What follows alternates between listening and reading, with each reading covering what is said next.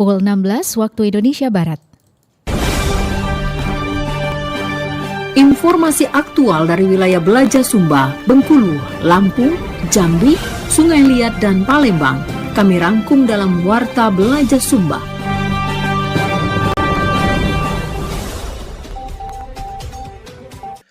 Di Bengkulu memang sudah masuki musim kemarau ya.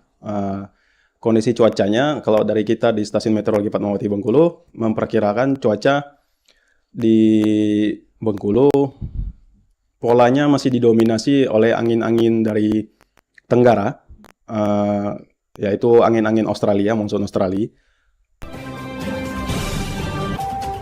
Informasi yang kami dapatkan dari BMKG Provinsi Lampung bahwa musim kemarau di Kabupaten Waikanan di bulan Juli hingga Desember kita perlu meningkatkan kewaspadaan kita. Dengan rendahnya curah hujan akan terjadi kekeringan juga potensi kebakaran hutan dan lahan. Itulah diantaranya informasi yang kami hadirkan sore hari ini Senin 20 Juli 2026 yang berhasil dihimpun tim redaksi RRI Palembang. Bersama saya Esi Armisi, inilah Warta Belaja Sumba selengkapnya.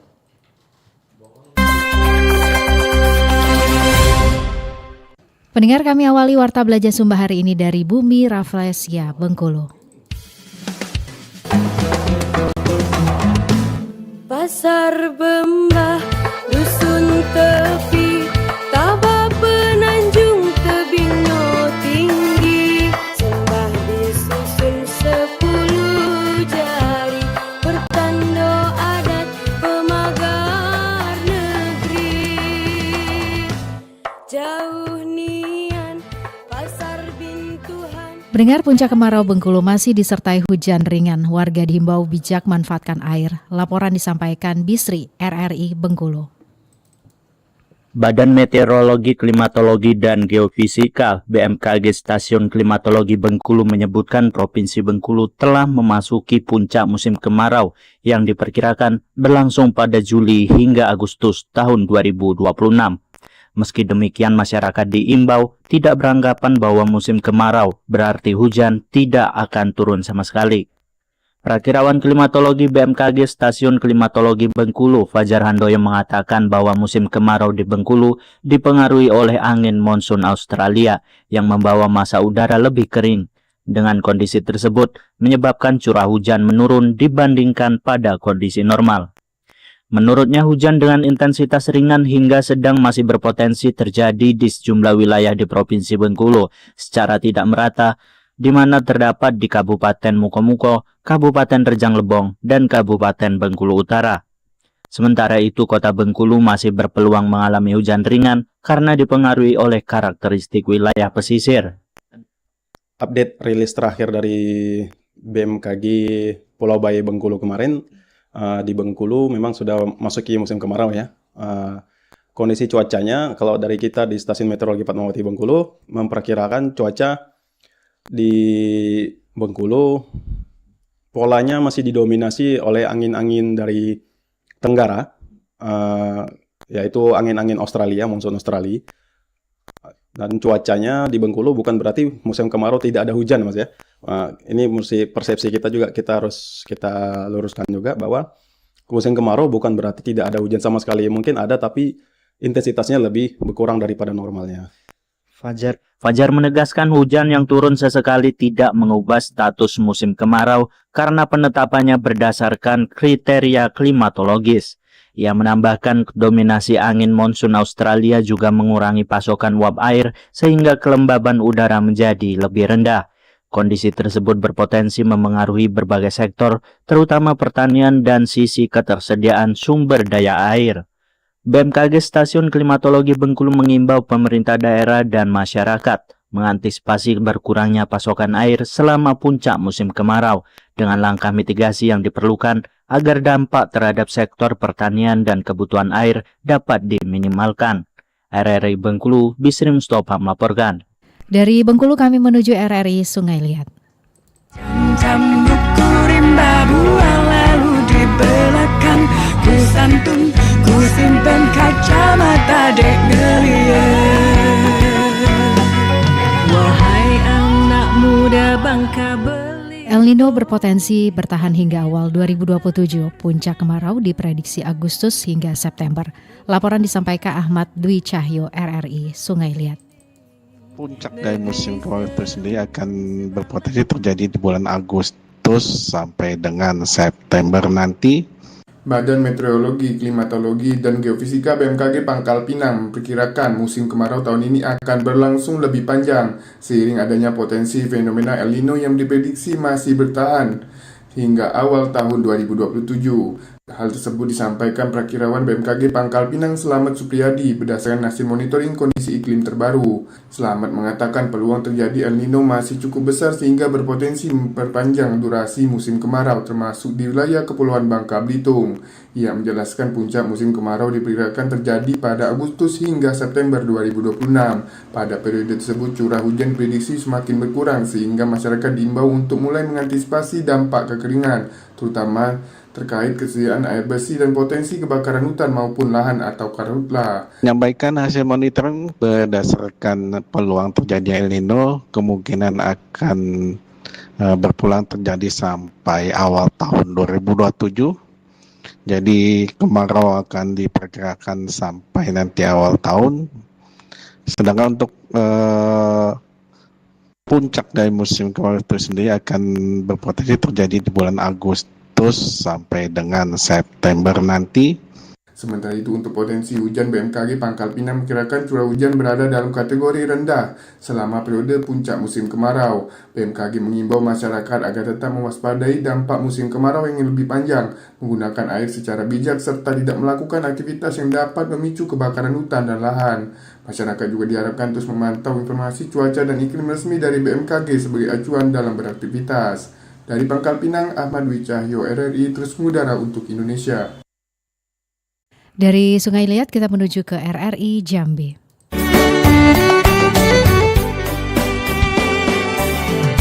Dari ujung Jambung sampai Durian Takuk Raja,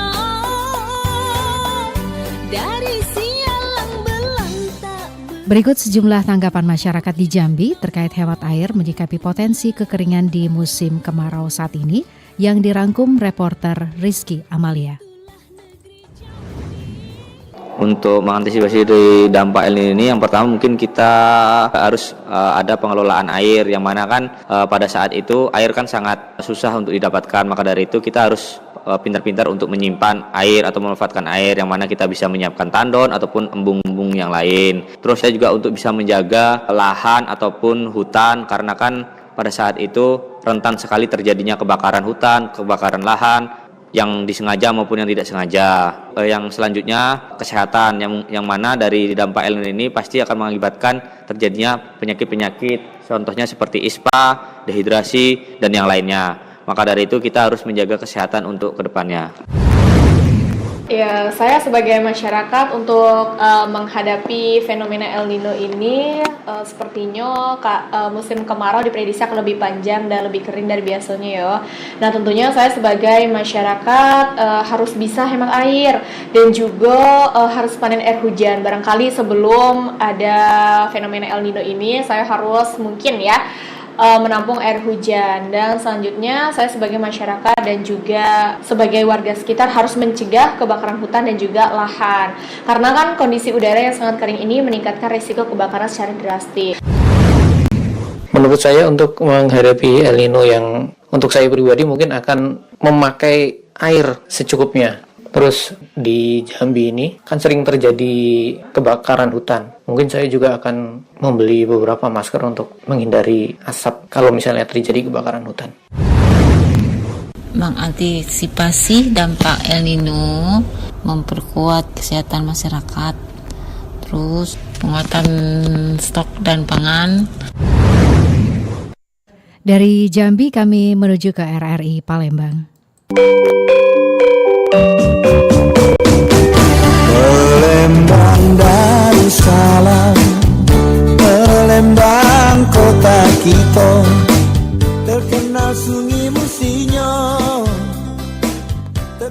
Pendengar Pendengar, untuk mengetahui bagaimana kondisi kekeringan di Sumatera Selatan dan dampaknya bagi lingkungan, berikut kita simak wawancara singkat Muhammad Irfan bersama Kepala Stasiun Meteorologi SMB 2 Palembang, Siswanto.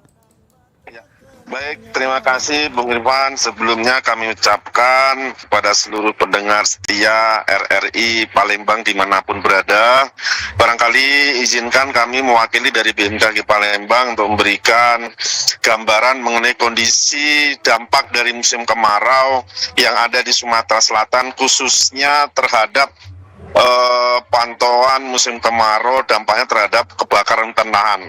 Barangkali sesuai dengan rilis yang disampaikan oleh teman-teman dari Stasiun Klimatologi Sumatera Selatan, bahwa Sumatera Selatan saat ini khususnya di bulan Agustus hingga Juli hingga Agustus nanti barangkali sudah memasuki musim kemarau, bahkan di bulan Juli dan Agustus nanti adalah berada di puncak musim kemarau sendiri.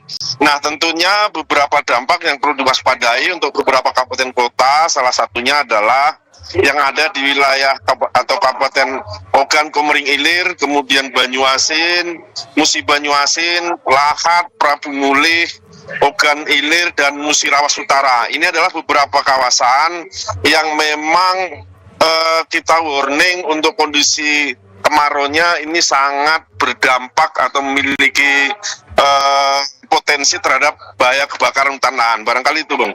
Baik, Pak Siswanto, apa sih Pak yang menjadi faktor utama Pak yang menyebabkan dampak kekeringan ini Pak? Apakah ada pengaruh dari fenomena global Pak? Iya, yang pertama tentunya karena memang saat ini Sumatera Selatan sedang berada di musim kemarau, bahkan sedang masuki di puncak musim kemarau sendiri. Di samping itu, saat ini juga sama-sama kita ketahui bahwa musim kemarau yang sedang berlangsung di sebagian besar wilayah Indonesia termasuk Sumatera Selatan ini juga dipicu atau di-trigger oleh adanya fenomena global yaitu berupa El Nino. Bagaimana dengan dampak El Nino? Tentunya musim kemarau yang kita ketahui sudah berdampak kepada penurunan jumlah curah hujan. Tentunya dengan adanya fenomena global El Nino ini akan memperparah kondisi kekeringan maupun penurunan jumlah hujan di beberapa wilayah atau kabupaten kota yang di Sumatera Selatan. Barangkali untuk beberapa wilayah ada yang sudah musim kemaraunya kemarin itu mengalami kemajuan atau awal musim kemarau itu datang lebih awal, bahkan ada beberapa kabupaten kota yang musim kemaraunya itu mengalami masa musim kemarau itu lebih lama atau lebih panjang dari kondisi normalnya. Barangkali itu, Bung. Baik, Pak Siswanto, risiko apa saja sih Pak yang perlu diwaspadai oleh masyarakat Pak di wilayah yang berpotensi kekeringan ini Pak? Iya, tentunya beberapa dampak musim kemarau berkepanjangan karena dipicu oleh adanya fenomena global El Nino ini, tentunya masyarakat harus mewaspadai beberapa ancaman atau dampaknya. Yang pertama adalah dampak kekeringan terhadap kebakaran hutan dan lahan. Tentunya masyarakat harus lebih aware dan lebih waspada lagi, jangan melakukan aktivitas pembukaan lahan, membuka atau perkebunan itu dengan cara membakar. Meskipun barangkali masyarakat melihatnya atau menilai bahwa dengan cara membakar barangkali secara efisiensi anggaran dan waktu itu lebih murah dan lebih cepat, tetapi lagi-lagi perlu diperhatikan dampak terhadap lingkungan, dampak terhadap kesehatan itu juga yang harus diperhatikan. Kemudian yang kedua, tentunya ini juga berdampak kepada gangguan terhadap pertanian ya. Tentunya beberapa lahan pertanian yang saat ini menggantungkan sistem pengairnya pada sistem tada hujan, tentunya ini juga akan berdampak kepada beberapa lahanan pertanian, lahanan tanaman palawija yang barangkali memang sistem pengairannya tidak ada irigasi, tentunya ini akan terancam gagal panen atau puso. Kemudian juga barangkali kami juga mengingatkan kepada masyarakat untuk hemat air ya, tentunya khususnya untuk hemat air bersih. Barangkali itu. Baik, Pak Siswanto, apakah BMKG melihat adanya potensi kekeringan Pak? Ini lebih parah dibandingkan tahun sebelumnya Pak? Ya, barangkali untuk potensi keringan, tentunya ini kita melihat kondisi musim kemarau ini yang dipicu oleh adanya fenomena global El Nino.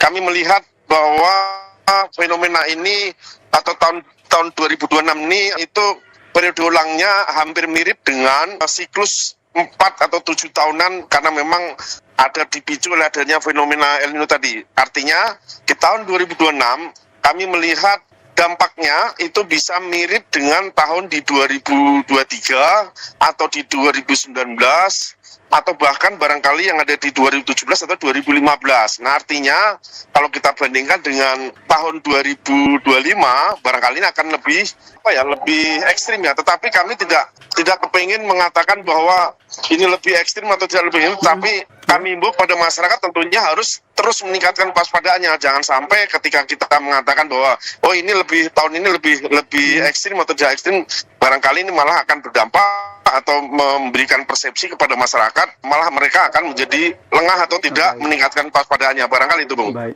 Pak Siswanto, di sosial media kan saat ini lagi viral Pak ya, di mana Sungai Musi itu sempat surut Pak. Apakah itu juga salah satu faktor Pak atau pengaruh dari kekeringan ini Pak? Iya benar, tentunya beberapa aliran atau muka air sungai yang berada di beberapa wilayah Sumatera Selatan, khususnya Sungai Musi ya, tentunya ini juga menjadi dampak nyata dari kekeringan yang berlangsung saat ini. Tentunya beberapa aliran sungai, khususnya wilayah Sungai Musi, termasuk beberapa anak sungainya yang mengalir di wilayah Sumatera Selatan ini juga terdampak adanya penurunan muka level air sungainya. Tentunya inilah yang perlu diwaspadai, sehingga ini barangkali masih akan terus berlangsung setidaknya sampai dengan bulan Agustus, karena puncaknya antara bulan Juli dan Agustus. Tentunya masyarakat harus terus meningkatkan kewaspadaan khususnya dalam penggunaan air bersih, begitu Bang. Pak Siswanto, langkah apa sih Pak yang dilakukan BMKG dan juga stakeholder yang lain Pak untuk mengantisipasi dampak kekeringan ini? Baik, barangkali untuk beberapa langkah atau upaya mitigasi yang perlu diperhatikan. Yang pertama, kami barangkali sesuai dengan tugas pokok dan fungsi kami di BMKG, tentunya kami akan terus memonitor beberapa perkembangan kondisi dinamika atmosfer khususnya dari wilayah yang ada di Sumatera Selatan. Tentunya nanti beberapa kondisi yang memang sangat ekstrim akan segera kami sampaikan kepada masyarakat. Tentunya masyarakat harus tetap aware dan bagaimana untuk bisa terus mendapatkan update informasi perakiraan cuacanya, tentunya dengan terus melihat di beberapa media platform yang dimiliki oleh kami. Pertama yang berada di web, yaitu web www.bmkg.go.id tentunya, kemudian di aplikasi Play Store, di info BMKG, dan media sosial kami yang ada di info cuaca Sumsel, baik yang ada di Facebook maupun Instagram. Barangkali itu, Bung. Baik, Pak Siswanto, terakhir Pak, pesan ataupun himbauan kepada masyarakat Pak untuk mengantisipasi dampak kekeringan ini Pak, untuk menghemat air seperti apa Pak? Ya, terakhir himbauan kami kepada seluruh masyarakat tentunya yang pertama, karena memang Sumatera Selatan saat ini sudah berada di musim kemarau, bahkan berada di puncak musim kemaraunya hingga bulan depan. Tentunya masyarakat harus lebih waspada untuk mengantisipasi lebih dini, khususnya yang pertama, jangan melakukan aktivitas pembakaran hutan maupun lahan, maupun kegiatan pembukaan lahan dengan cara membakar. Kemudian yang kedua, kami himbau kepada seluruh masyarakat untuk bijak dalam penggunaan air bersih, tentunya ini untuk mengantisipasi kondisi cuaca kering yang masih akan berlangsung sampai dengan bulan depan. Barangkali itu, Bung. Baik, Pak Siswanto, terima kasih atas informasi dan juga edukasi kepada pendengar RRI. Selamat melanjutkan aktivitas. Salam sehat selalu. Assalamualaikum warahmatullahi wabarakatuh, Pak Siswanto. Waalaikumsalam warahmatullahi wabarakatuh. Salam kembali, terima kasih, Bung.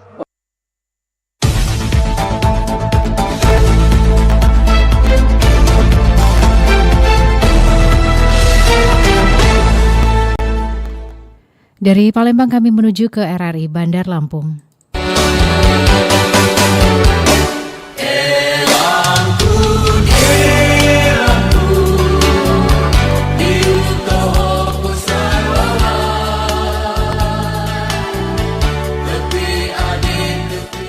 Pendengar BMKG Raden Inten 2 Lampung mengingatkan masyarakat untuk meningkatkan kesiapsiagaan menghadapi dampak musim kemarau, terutama terkait ketersediaan air bersih dan potensi gangguan kesehatan. Antisipasi sejak dini dinilai penting agar aktivitas masyarakat tetap berjalan dengan baik selama periode kemarau berlangsung. Berikut laporan Nuriyah Novasari selengkapnya.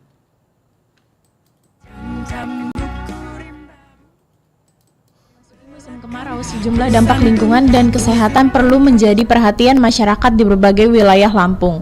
Selain berkurangnya curah hujan, kondisi cuaca yang lebih panas berpotensi mempengaruhi ketersediaan air bersih, terutama di daerah yang mengandalkan sumber air tanah. Masyarakat juga dihimbau untuk menggunakan air secara bijak serta mulai menyiapkan langkah-langkah penghematan guna mengantisipasi penurunan pasokan air selama musim kemarau. Di sisi lain, meningkatnya suhu udara dapat memicu berbagai gangguan kesehatan, termasuk infeksi saluran pernapasan akut atau ISPA yang kerap muncul saat kondisi udara lebih kering. Potensi kebakaran hutan dan lahan juga menjadi salah satu resiko yang perlu diwaspadai, khususnya di wilayah yang memiliki area vegetasi kering dan aktivitas masyarakat yang berpotensi memicu kebakaran. Koordinator Bidang Data dan Informasi BMKG Raden Inten 2 Lampung, Rudi Haryanto mengatakan, musim kemarau tahun ini diperkirakan masih berada dalam kategori normal jika dibandingkan rata-rata kondisi iklim selama 30 tahun terakhir. Ya, kalau dampaknya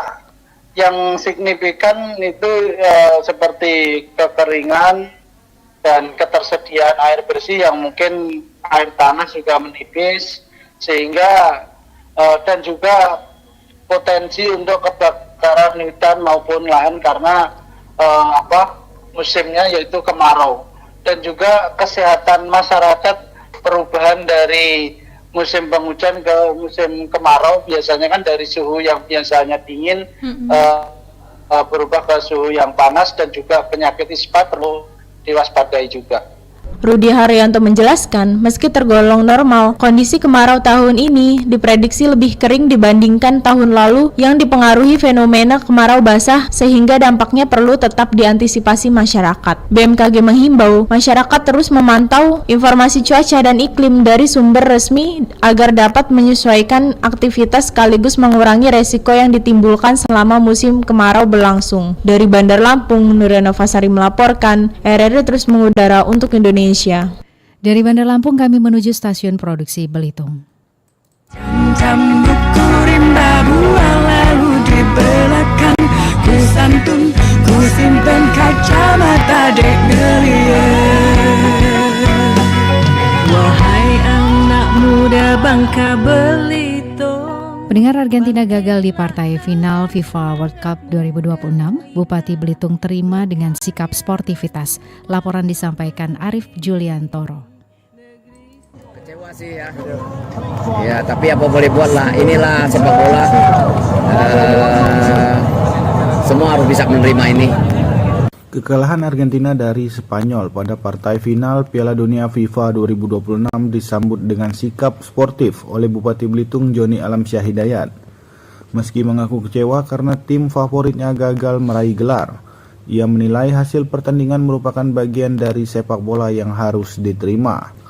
Spanyol memastikan dirinya menjadi juara Piala Dunia FIFA 2026 setelah menaklukkan Argentina dengan skor 1-0 melalui babak perpanjangan waktu.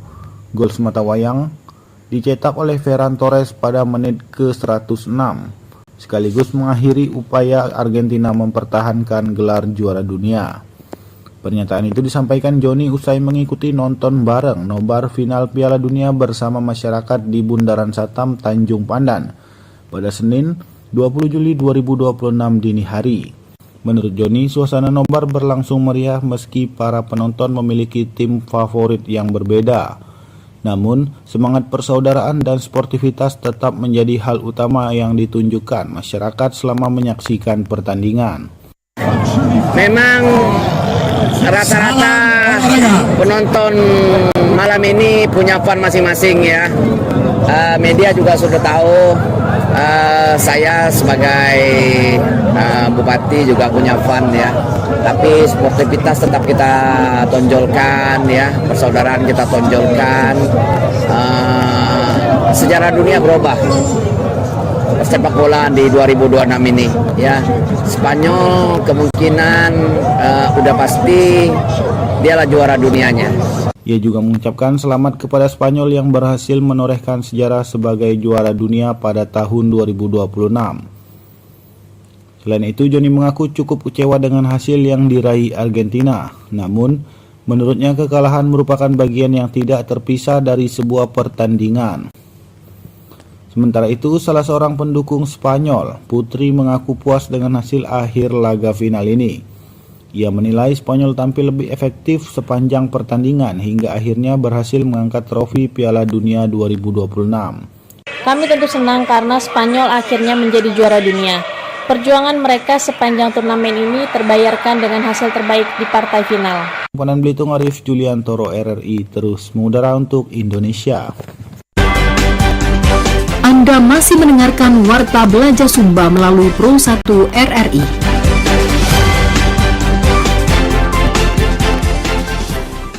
Dari Belitung kami menuju stasiun produksi Waikanan.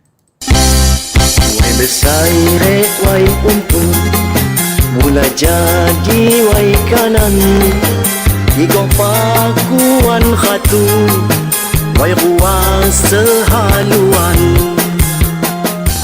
Pendengar Badan Penanggulangan Bencana Daerah Kabupaten Waikanan menghimbau masyarakat meningkatkan kewaspadaan menghadapi potensi kekeringan selama musim kemarau. Himbauan tersebut disampaikan menyusul perakiraan BMKG Lampung yang memprediksi musim kemarau berlangsung hingga akhir tahun. Laporan Bayu Satria RRI SP Waikanan.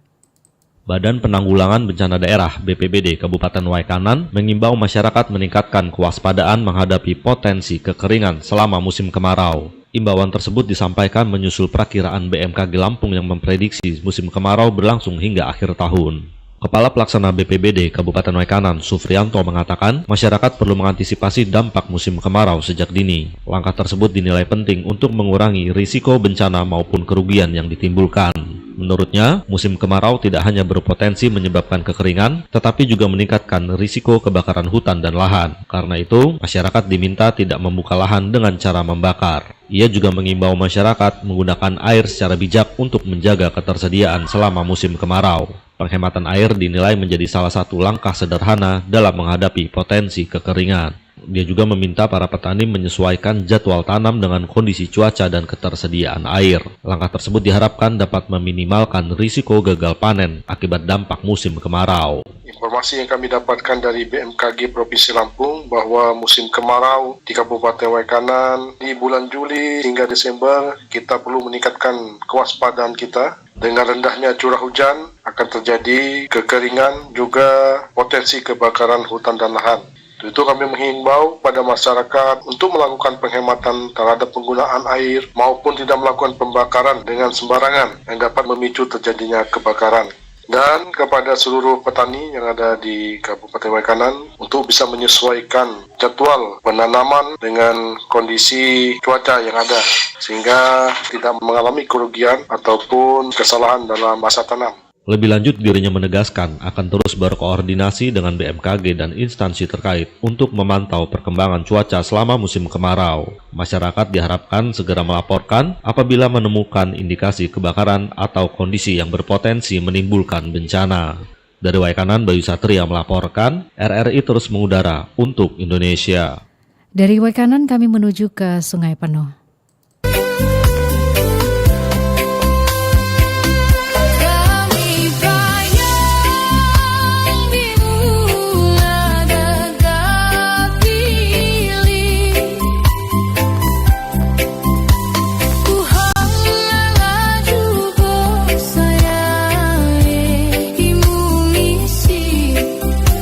Pendengar, BMKG Depati Parbo Kerinci memperkirakan hujan ringan hingga sedang masih berpotensi mengguyur Kabupaten Kerinci. Laporan disampaikan Desi Hermila, RRI SP Sungai Penuh. Klimatologi dan Geofisika BMKG Depati Parbo Kerinci memperkirakan hujan dengan intensitas ringan hingga sedang masih berpotensi mengguyur wilayah Kabupaten Kerinci selama 3 hari ke depan. Masyarakat dihimbau meningkatkan kewaspadaan terhadap potensi dampak cuaca terutama pada sore hingga malam hari. Kepala BMKG Depati Parbo Kerinci Kurnianingsi mengatakan kondisi atmosfer saat ini masih mendukung pertumbuhan awan hujan di wilayah Kerinci. Karena itu hujan diperkirakan masih terjadi di sejumlah wilayah dengan intensitas ringan hingga sedang. Meski belum diprediksi terjadi hujan lebat secara merata, BMKG mengingatkan masyarakat agar tetap waspada terhadap potensi jalan licin, genangan air, serta meningkatnya debit sungai di daerah yang sering diguyur hujan. Nah, kondisi cuacanya untuk 3 hari ke depan untuk wilayah Kabupaten Kerinci dan Kota Sungai Penuh itu masih berpotensi terjadinya hujan dengan intensitas ringan hingga sedang pada sore dan malam hari. Namun potensinya seminggu ke depan itu udah kering lagi. BMKG juga menghimbau masyarakat untuk terus memantau informasi cuaca melalui kanal resmi BMKG, serta menyesuaikan aktivitas di luar ruangan dengan perkembangan kondisi cuaca. Pemerintah daerah dan instansi terkait diharapkan tetap siaga guna mengantisipasi dampak yang mungkin ditimbulkan selama periode cuaca tersebut. Desi Hermila, Pro 1 RRI terus mengudara untuk Indonesia. Dari Sungai Penuh kami akhiri Warta Belajar Sumba hari ini dari RRI Bintuhan.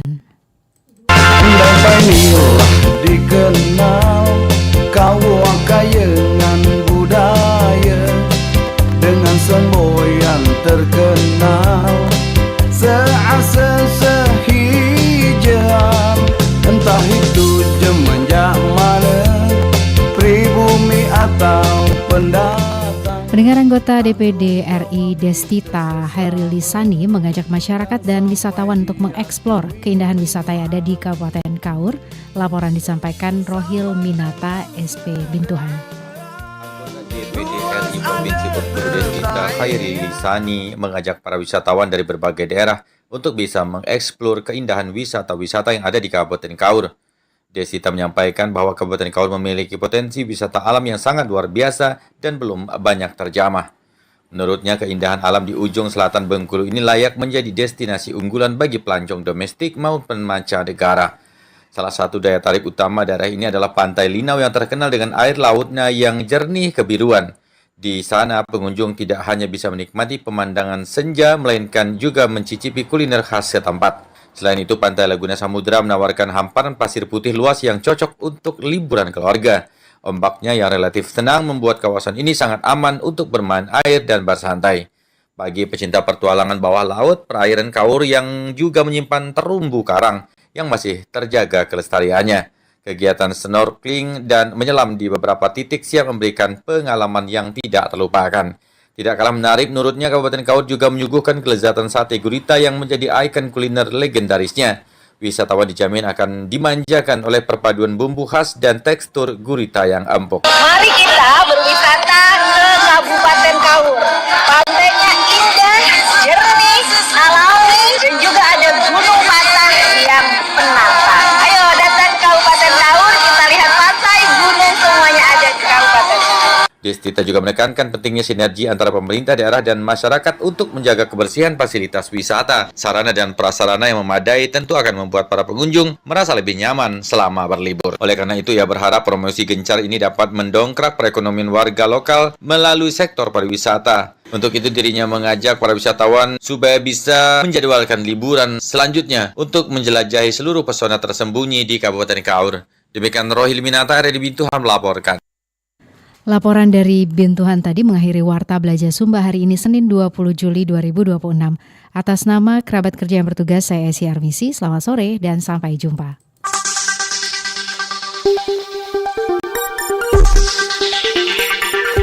Baru saja Anda ikuti rangkuman informasi aktual Warta Belajar Sumba. Selamat sore, sampai jumpa.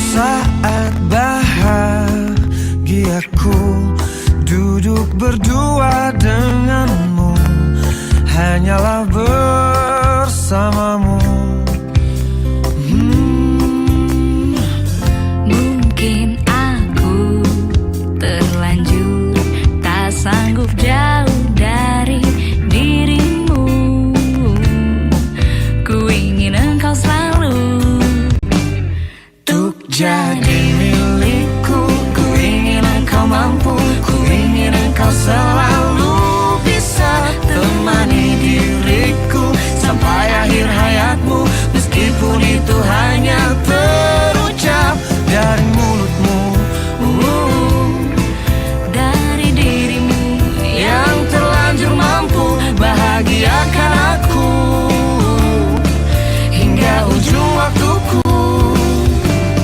Selalu